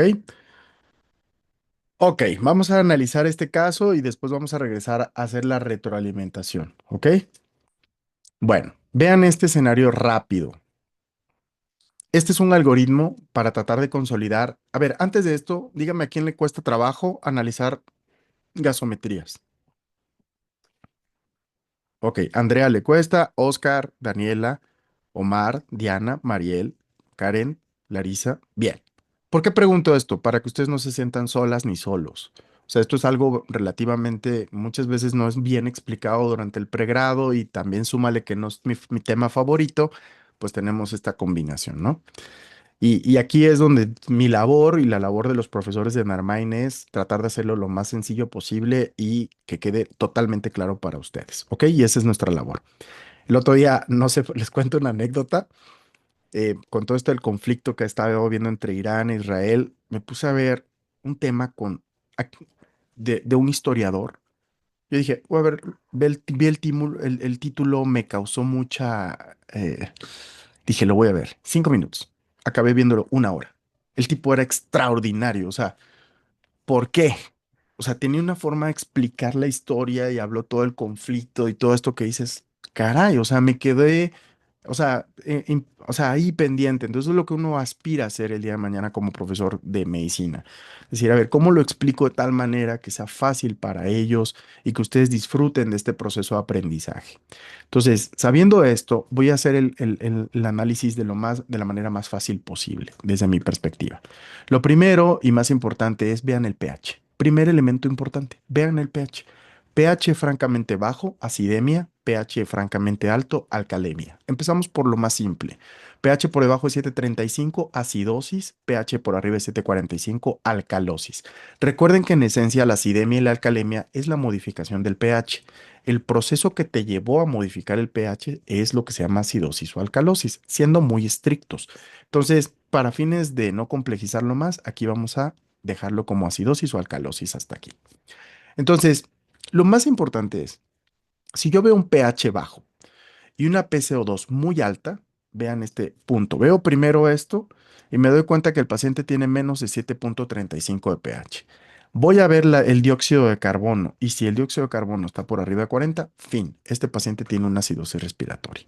¿Ok? Porque los trastornos respiratorios siempre van en sentido contrario. pH para un lado, PCO2 para el otro. O pueden decir pH para arriba, CO2 para abajo. O pH para abajo, CO2 para arriba. Entonces, los trastornos respiratorios. Entonces, vean pH, después vean el dióxido de carbono. Ahora, si por lo contrario dices pH bajo con dióxido de carbono, con un paciente que tiene pH bajo con bicarbonato por debajo de 22, entonces este paciente tiene una acidosis metabólica. ¿Ok? pH bajo con bicarbonato bajo van en el mismo sentido y por lo tanto tengo una acidosis metabólica. Ahora, vámonos con las alcalosis. Cuando tengo un paciente con pH alto y ya le puse el nombre de alcalemia y el proceso de alcalosis, entonces si tengo un pH alto con dióxido de carbono muy bajito, entonces se llama alcalosis respiratoria. Y si el paciente tiene pH alto con bicarbonato muy alto por arriba de 28, entonces tengo una alcalemia metabólica. ¿Ok? Si yo y dijera esto, en qué se traducen los trastornos respiratorios? Comúnmente la alcalosis respiratoria lo vas a tener ante pacientes que están respirando rápido, ¿ok? Pacientes con incremento de frecuencia respiratoria. Aquí pueden entrar las neumonías, la tromboembolia pulmonar, el derrame, la falla cardíaca, todo aquello que el paciente haga que respire mucho más rápido, una crisis de ansiedad, de angustia, ¿ok? Todo esto va a hacer que el paciente respire 30, 40 veces por minuto, barra dióxido de carbono y haga una alcalosis respiratoria. Ahora, si tengo un paciente con acidosis respiratoria, lo voy a pensar comúnmente en pacientes con disminución de frecuencia respiratoria o aquellos pacientes que tienen alteraciones neurológicas. Bueno, esto lo pueden ver por consecuencia de una sobredosis de un fármaco. Pueden verlo en el contexto de un paciente con disfunción neuromuscular, es decir, un síndrome de Guillain-Barré, una miastenia gravis, un paciente con esclerosis lateral amiotrófica que hace debilidad muscular o neuromuscular y por lo tanto disminuye la frecuencia respiratoria, retiene dióxido de carbono y el paciente desarrolla acidosis metabólica, acidosis respiratoria, perdón. ¿Ok? Ahora, aquí vienen, esto es con lo más sencillo en temas de respiratorio. Paciente que respira rápido, piensa en alcalosis respiratoria, paciente que respira muy lento y superficial y retiene dióxido de carbono, entonces eso es por una alteración neuromuscular o puede ser una sobredosis, ¿va? Una disfunción neurológica. Ahora, cuando el paciente tiene un pH bajo con bicarbonato bajo, que es lo que se trata o lo que denominamos una acidosis metabólica, aquí, cuando tengo un paciente con pH bajo con bicarbonato bajo, vean cuál es el elemento más importante a recordar. Lo que les va a hacer el diagnóstico en el ENAM y en la vida es que el paciente tenga que le calcules el anion gap. Por eso esta pregunta era precisamente para ver el anion gap. ¿Por qué? Porque si ustedes analizan esto, las acidemias metabólicas las van a subdividir en causas con las acidosis metabólicas con el anion gap. Entonces, el anion gap te va a dicotomizar aquellas que tienen bajo que están anion gap normal con anion gap aumentado. Y ahorita les voy a poner una diapositiva de todas las causas que tienen que recordar con anion gap alto. Si tienes anion gap bajo, piensas otras causas y hay un acrónimo específico. Ahora, cuando tienes un bicarbonato alto con pH alto que se llama alcalosis metabólica, ustedes me van a decir cuál es el estudio que me va a dicotomizar y en dónde las causas de las alcalemias metabólicas. ¿Cuál? Ya dijimos, Anion-Gap me dicotomiza causas de acidosis metabólica entre las que suben brecha y las que no. Ahora, ¿cómo clasifico a las alcalosis metabólicas? ¿Cuál es el estudio, el examen, la prueba que ustedes le van a hacer en el ENARM o le van a decir, vamos a ponerlo más interesante, ¿qué estudio sería el más apropiado para abordar el padecimiento de este paciente? Y ves ahí el cloro urinario y le dices, esta, y pum, al final del examen sales con 74, ¿va? 82. Cloro en orina, cloro en orina. Entonces, el cloro en la orina sería el equivalente del anion gap para el abordaje de las alcalosis metabólicas y las van a dividir en aquellas que tengan menos de 20 como aquellas que son sensibles a solución salina o sensibles a volumen y las que tengan más de 20 que son resistentes a volumen. Y ahí podríamos entrar con una cantidad de causas específicas, pero no voy a entrar en la fineza en este momento. Solamente quiero que tengan el mapa global, el mapa general que diga, cuando tenga un paciente con pH bajo, acidemia, con dióxido de carbono alto, es una acidosis respiratoria. Probablemente está respirando poco, tiene un síndrome de Guillain-Barré, tiene una miastenia gravis, ok. Tengo un pH alto con PCO2 bajo, es una alcalosis o alcalemia respiratoria, el paciente está hiperventilando, está respirando muy rápido. Ahora, tengo pH bajo con bicarbonato bajo, se llama acidemia metabólica y lo que me va a hacer los diagnósticos diferenciales va a ser la brecha aniónica o anion gap. Tengo pH alto con bicarbonato alto, lo que me va a hacer el diagnóstico diferencial es el cloro en la orina. Aquellos que tengan cloro urinario muy bajo significa que probablemente es porque están depletados de volumen y aquellos que tengan cloros urinarios por arriba de 20 son aquellos que no están depletados de volumen y ahí es donde entra todos esos diagnósticos que a ustedes les encantan de acidosis tubulares, y de condiciones llamadas, bueno, más de ácidos tubulares, de condiciones tubulopatías como son Little, Barter, Gitelman, ¿ok? Porque las ATR son acidemias metabólicas no anion gap, ¿ok? ¿Quedó claro hasta aquí este mapa general rápido antes de entrar a la especificidad de la acidemia metabólica? ¿Quedó claro hasta aquí este punto? Ok, perfecto, Diana. Por cierto, bienvenida. Por ahí te vi recientemente entrando al curso intensivo. Gracias por la confianza. Ok, entonces vemos esto, finalizamos este dato y pasamos acá. Causas de acidosis metabólica de brecha aniónica aumentada. Bicarbonato bajo, pH bajo, con anion gap de más de cuánto. Díganme en el chat. ¿Cuánto es el punto de corte para definir anion gap alto? 12. Bien, Dani.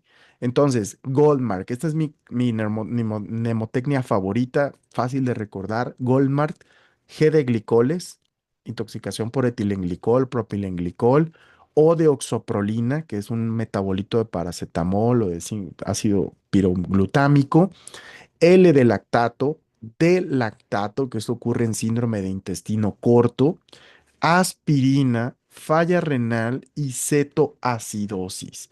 Entonces, glicoles, anticongelantes, oxoprolina, paracetamol, lactato en choque, D-lactato en síndrome de intestino corto, metanol igual en intoxicaciones, aspirina en el contexto de un paciente que tiene acidosis metabólica de anion GABA aumentado más alcalosis respiratoria, como probablemente tenía este caso, y falla renal y cetoacidosis, que la cetoacidosis puede ser diabética, alcohólica, por ayuno, etc.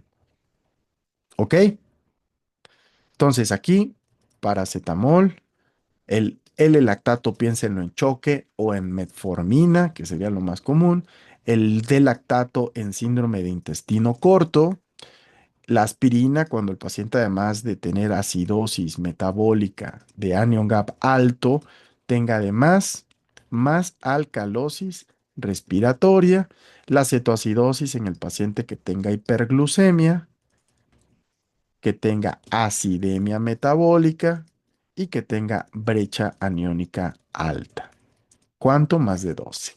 Glicoles, acá piensen en los anticoagulantes. ¿Ok? El metanol igual, sobre todo con alteraciones visuales. Listo. Goldmark. Goldmark. Glicoles, oxoprolina, lactato, D-lactato, metanol, aspirina, falla renal y cetoacidosis diabética, como las causas más comunes. ¿Ok? Finalizamos esta diapo y pasamos a la siguiente, ya para ir despidiéndonos. Entonces, aquí, ¿qué es el anion gap? Y aquí nada más rápido. Ojo, este anion gap realmente no existe, no hay una brecha existente, en realidad todo está en equilibrio, eso se llama principio de electroneutralidad, pero los cationes, el catión más importante se llama catión sodio y el anión más importante se llama cloro y el segundo anión más importante se llama bicarbonato. Entonces aquí, este espacio que pareciera que no existe, que se llama anion gap, es realmente son los aniones que no medimos, que estamos calculando. Ok, y cuando yo tengo un anion gap muy alto porque bajó el bicarbonato, mi pregunta es, ¿por qué bajó el bicarbonato? El bicarbonato bajó porque aumentó el anion gap. Déjeme cambiar el color aquí. ¿Fue porque cambió el anion gap, aumentó el anion gap o porque aumentó el cloro? Porque ese sería el motivo. Este bicarbonato se disminuyó, tienes una acidosis metabólica porque aumentó el anion gap, sería una acidosis de anion gap, o porque aumentó el cloro, es una hiperclorémica o no anion gap. ¿Ok? Entonces, ustedes le ponen nombre o números a estos anion gap. El anion gap es la diferencia entre los cationes menos los aniones. El anion gap es la diferencia entre el catión más importante llamado sodio menos los aniones más importantes llamados cloro y bicarbonato. Y le vamos a poner título a cada punto. Si el sodio normalmente es de 140, de 135 a 145, el cloro es de 100 a 110 más o menos. Vamos a ponerle aquí 105 para hacer los cálculos rápidos. 105. Y el bicarbonato anda alrededor de 24, vamos a poner 25 para que el cálculo sea perfectamente hecho. Entonces el anion gap que me estoy estimando aquí en la normalidad es un valor de 10. ¿Ya quedó claro?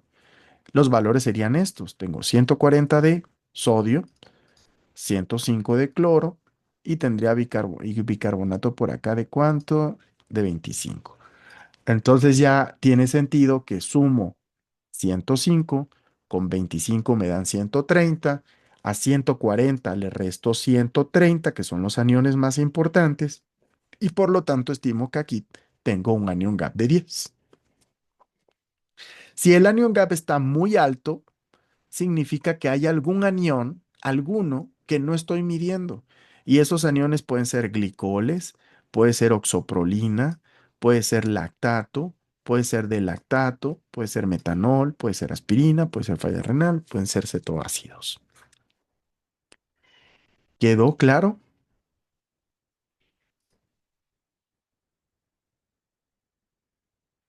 Bien. Entonces, cationes menos aniones. Aniones importantes, cloro y bicarbonato. Al sodio le quito cloro y bicarbonato. Y si el valor es menos de 12, no hay nada más que pensar. ¿Ok? Es una hiperclorémica la causa de la acidemia metabólica. Y ahí vamos a entrar a ciertas mnemotecnias, que es la que voy a poner a continuación. Si el paciente tiene, en este caso tendría bicarbonato, vamos a hacer un cálculo aquí con dos.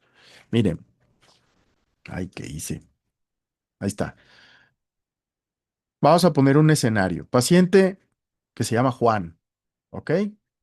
Y Juan llega con un pH de 7.2, 7.20. Eso se llama acidemia. Y llega con un bicarbonato que le pediste en la gasometría y te dicen que tiene 15 de bicarbonato. Por lo tanto, tiene una acidemia, tiene 15 de bicarbonato y por lo tanto sabes que es una acidemia metabólica. Después, resulta que te dan el valor de dióxido de carbono y te dicen que de dióxido de carbono tiene 32. Entonces, ahorita no hay mucho que decir. Ahora les doy el valor de sodio y les digo que el paciente llegó con 135 de sodio, llegó con un cloro de 95. ¿Cuánto tendría de anion gap este paciente?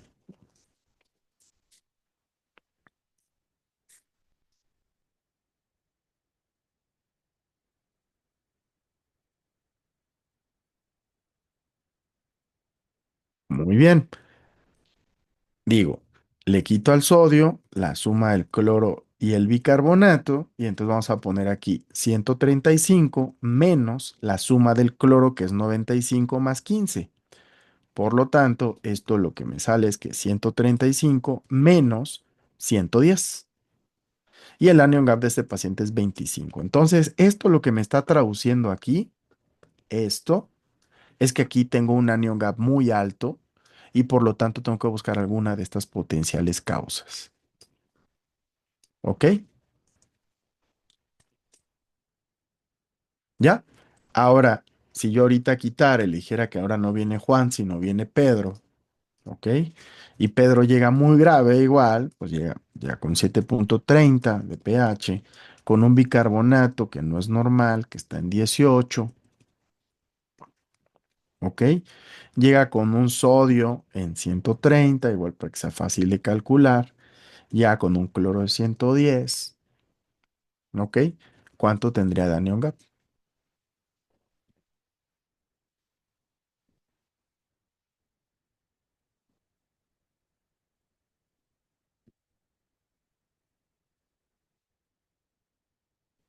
¿Cuánto le daría?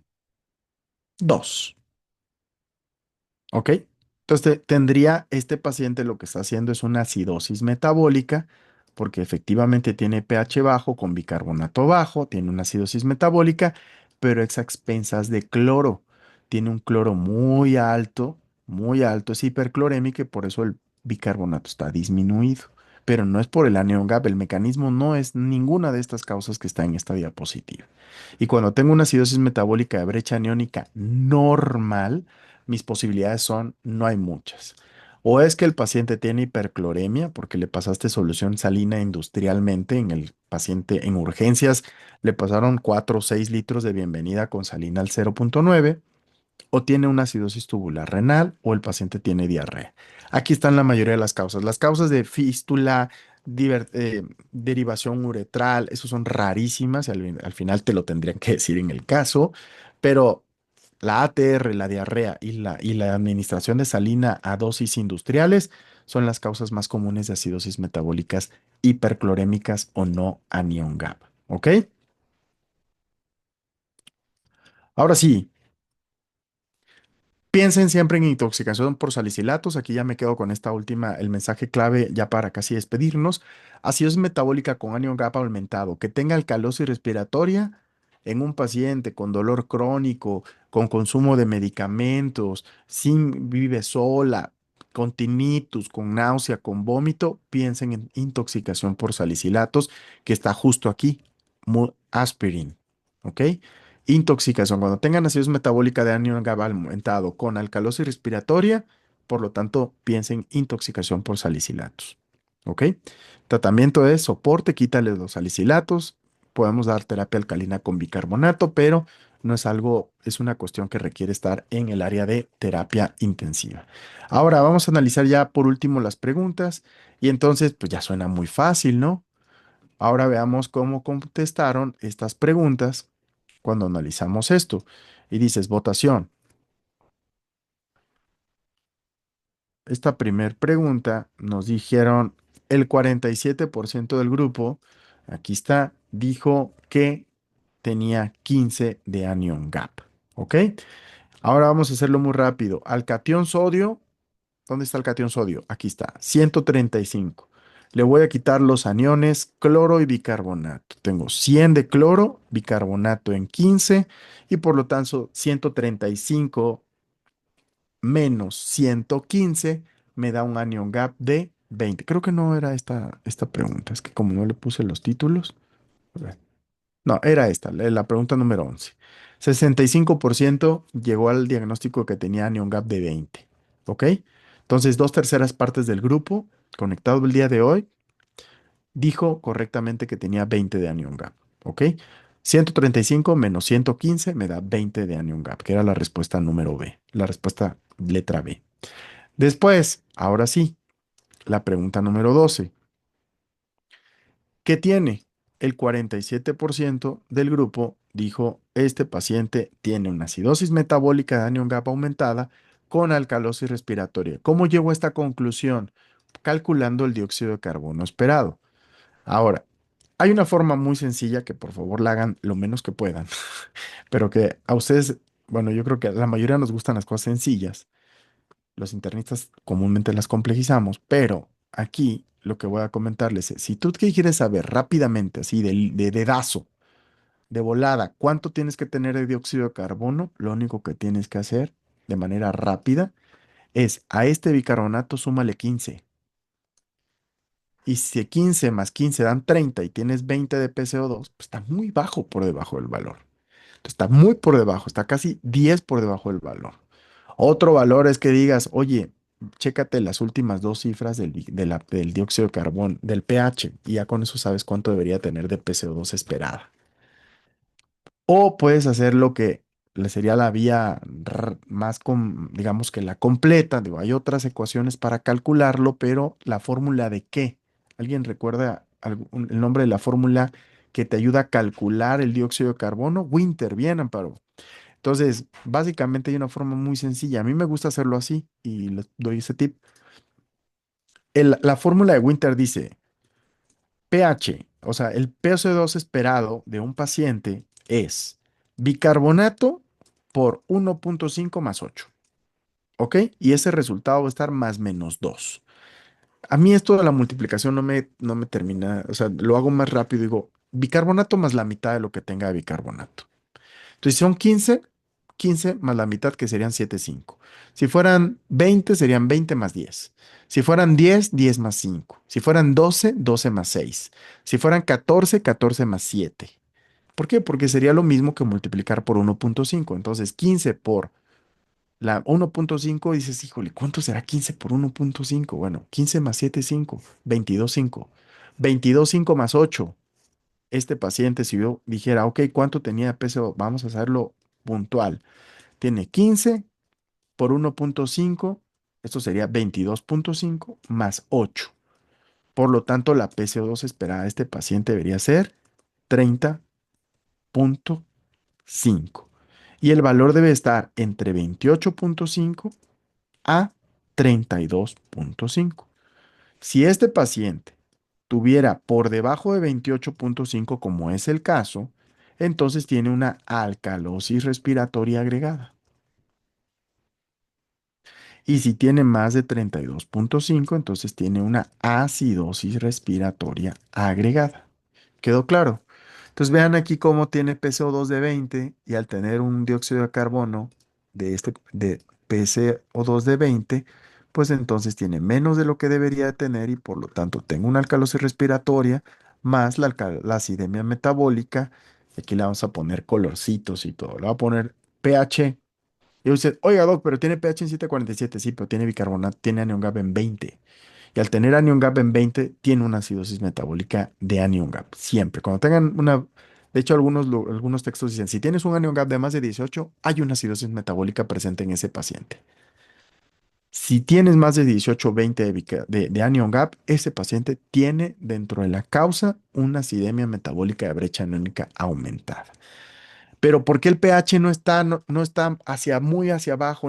Porque tiene dos trastornos. Tiene un trastorno de acidosis metabólica más otro alcalosis respiratoria. ¿Ok? Bien, ¿hay dudas aquí? Yo sé que ya me estoy extendiendo más, pero les pregunto, ¿hay dudas aquí? pH bajo con bicarbonato bajo, clásicamente es una acidemia metabólica. Anion gap de más de 2 es brecha aniónica aumentada. Y Goldmark es lo que tienen que recordar para una brecha aniónica aumentada. Y la PCO2 esperada la calculas con Winter. La opción es bicarbonato más la mitad de ese valor, más 8. Entonces, si el paciente hubiese tenido 10, sería 10 más 5, 15. 15 más 8, 23. Y si tengo 23 de esperado, el paciente puede estar entre 21 y 24 y 25. 21 y 25. Si está por arriba de 25, está reteniendo. Es acidemia respiratoria. Si está por debajo de ese valor, es una alcalosis respiratoria. ¿Ok? ¿Qué porcentaje del grupo llegó a la respuesta correcta de esta pregunta? Pues fue un 47%.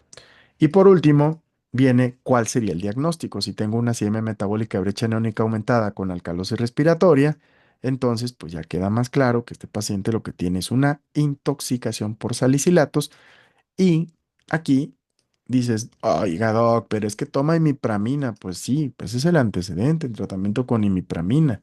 Pero si tengo un paciente con tinnitus y con una acidemia metabólica de brecha anónica aumentada con alcalosis respiratoria, piensen en salicilatos, ¿ya?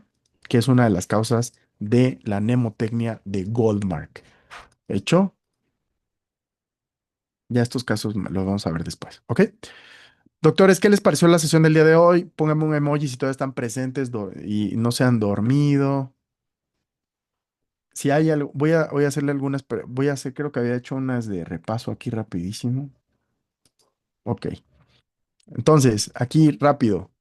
Si tengo un paciente que tiene signos de sepsis, choque séptico, infección de tejidos blandos, súper rápido, así, o sea, ¿qué tengo que pensar?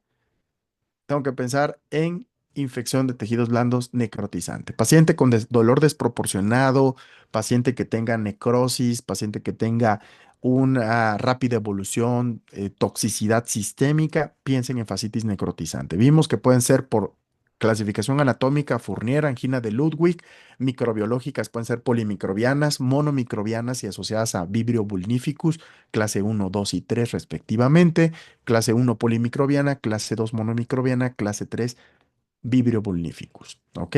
Es una emergencia quirúrgica. Recuerden que la infección de necrotizante ocurre en diabéticos mal controlados y lo que mejor podrías ofrecerle a este paciente es una valoración por cirugía rápidamente de hibridación y cobertura antibiótica de amplio espectro. Ahora está, no, vamos a pasar. Aquí está también. No, esto, listo. Si ahorita les dijera que tienen un paciente con confusión, tinnitus, que además toma muchas tabletas de aspirina y tiene un trastorno ácido-base de qué pensarían en intoxicación por salicilatos. Aquí ya no les puse nada más qué esperarías si te dicen que toma 30 tabletas de aspirina. Intoxicación por salicilatos. Confusión, tinnitus, acidosis metabólica, pero ¿qué? ¿Solo acidosis metabólica? ¿Normal o de anion gap elevado? ¿Y qué más? Si es una intoxicación por salicilatos, la combinación de brecha aniónica aumentada con alcalosis respiratoria. Sofi, alcalosis respiratoria, ¿va? Ahí está. Acidosis metabólica en un gap aumentado con alcalosis respiratoria. Vale. Ok. Ya, estos son unos que ya no puse, pero aquí está. Esta sí la pusimos de penicilina. ¿Qué pasa si te dicen que el paciente tiene alergia a la penicilina, pero es alérgico y la alergia fue mareo y náusea? ¿Qué onda? ¿Se la dan o no se la ponen? Pues la verdad es que al ser leve podrías usarlo dependiendo del cuadro clínico, pero es una reacción leve. Ahora, se las pongo diferentes. Es alérgico a la penicilina y dice, tiene angioedema y urticaria. Hizo angioedema y urticaria. No fue cualquier tipo de reacción alérgica. No le juegues. Exacto, no le juegues. Angioedema y urticaria. Y el paciente dice que requiere una cefalosporina de tercera generación, como nuestro caso de Neisseria meningitidis, pero era alergia. Te refirió a alergia, lo das de alta. La alergia fue rash, no tuvo urticaria, no tuvo anafilaxia, no tuvo angioedema y requiere la cefalosporina. ¿Se la dan? Sí, pero lo vigilas. ¿Por qué? Porque menos del 10% hay reacción cruzada a cefalosporinas. ¿Listo? Entonces, muy bien, regálenme un minuto, solo un minuto para contestar qué cambiarían de la sesión, qué agregarían, qué pondrían. Mañana los espero en una sesión de gastro, 6:30 a 8:30. Van a haber casos de gastroenterología, nuestros alumnos, y jueves 6:30 o de 6 a 8 de la noche. ¿Ok? Entonces recuerden, sean constantes. Yo aquí en lo que voy viendo que me ayuden con la votación de la encuesta. Nada más de volada, qué tan difícil les pareció, si pareció muy fácil, si sabe qué, doctor, esto está muy sencillo, vamos a ajustar, o están muy difíciles, también eso puede cambiar, podemos moverle. Entonces, listo, pueden ponerme ahí gastro, mañana gastro, exacto. Y la siguiente semana son de derma. ¿Hay alguien que vaya para derma? Derma es precioso. Tengo que presumirle a Carvajal o a Irlanda que tampoco no me calificaron tan mal. Bueno, o no sé, vamos a ver, por ahí ya vi un 9, vamos a ver. Eso, Karen, muy bien, por supuesto que se puede. Ok, el favorito, por ahí ya fueron, y vieron varios favoritos, ¿no? Vieron muy buenos casos el día de hoy, vimos algunos casos, de hecho, igual, si alguien tiene algún comentario de cuál fue algo que no supieran, que quieran poner en el chat, que se llevan el día de hoy de aprendizaje, sobre todo como una manera de repaso de lo que vimos a lo largo de estos minutos. El HIT, no te la sabías esa, ¿verdad, Jesús? Entonces, ¿qué vamos a repasar de HIT? El HIT es una condición, HIT tipo 2. El HIT tipo 1 es chafón. El tipo 2 es el que se asocia con trombosis, que ocurre a la semana de evolución, que el paciente tiene un descenso de más del 50% de plaquetas con respecto al ingreso. Y además de este paciente con el HIT, los anticuerpos antifactor plaquetario 4, que el tratamiento es quítale la heparina, calcula el score de la cuarta transformación, bueno, la 4T más bien, 4T, timing, trombocitopenia, trombosis y que no tengas otra causa, other cause. ¿Ok? El hack para evitar la fórmula de Wnt estuvo buena, ¿no, Amparo? Más bicarbonato más la mitad de lo que tienes más 8. Fin. Y ya, más menos 2, ¿no? ¿Qué otro tema? Diplococos gram positivos, ¿en qué piensan? Diplococos gram positivos, estreptococo. Bacilos gram positivos, listeria. Diplococos gram negativos, Neisseria meningitidis. ¿Va? Vimos también L-Rinec, qué bueno que eso también es para sospecha de fascitis necrotizante, también eso lo vimos el día de hoy. Ya lo de verlo del CO2. ¿Qué otra cosa? ¿Qué vimos? ¿Qué otro tema se vimos? El análisis de líquido cefalorraquídeo, proteínas menos de 40, leucos menos de 5, glucosa al menos 2/3 partes. Ese es otro punto clave igual. Peritonitis bacteriana espontánea en el contexto de cirrosis hepática, más de 250 neutrófilos. Neutrófilos, ¿ok? Cuando piensan en peritonitis bacteriana espontánea, cuando tengas más de una bacteria identificada en el cultivo, cuando el paciente tenga tenga DHL en líquido de ascitis más alto que el líquido que la DHL sérica, cuando el paciente tenga aire libre subdiafragmático, cuando tenga un cuadro sumamente abrupto y agudo de dolor, todos esos son datos para pensar en polimicrobianas. Hablamos de alergia a la penicilina. 10% de los pacientes refieren ser alérgicos a penicilina, de los cuales solamente 10% verdaderamente tienen alergias. Y de ese 10% de los que refirieron tener alergias a la penicilina, pueden ser reacciones leves o graves, mediadas por IgE, urticaria, anafilaxia, angioedema y las no asociadas, que son más por reacción retardada, Steven Johnson y DRESS. La paracentesis de gran volumen, también lo estaba olvidando, Regina, gracias, más de 5 litros y que le van a reponer 6 a 8 gramos de albúmina por cada litro extraído de líquido de ascitis. Muy bien, pues bueno, ¿quiénes van a llegar mañana a la sesión? ¿Quiénes no van a faltar a la sesión de gastro? Súper bien, Oscar, Mariel, por ahí les veo, Sara, Salvador, prepárense, duerman, descansen, hagan ejercicio, duerman bien, salgan, relájense y tengan un equilibrio en todas las actividades que hacen en el día a día, ¿vale? Les mando un fuerte abrazo, no siempre, nunca sin darles las gracias por haber pasado estas casi 2 horas de discusión de casos clínicos el día de hoy. Y yo ya estoy otra vez retomando esta practicidad de estas sesiones porque ya preparándome en relación al curso intensivo que empezamos el 4 de agosto, ¿vale? Perfecto, bienvenida también, Ivonne. Saludos, ¿vale? Que tengan muy buenas noches y le seguimos, Diana, también por ahí. Bienvenida. Hasta luego. Buenas noches.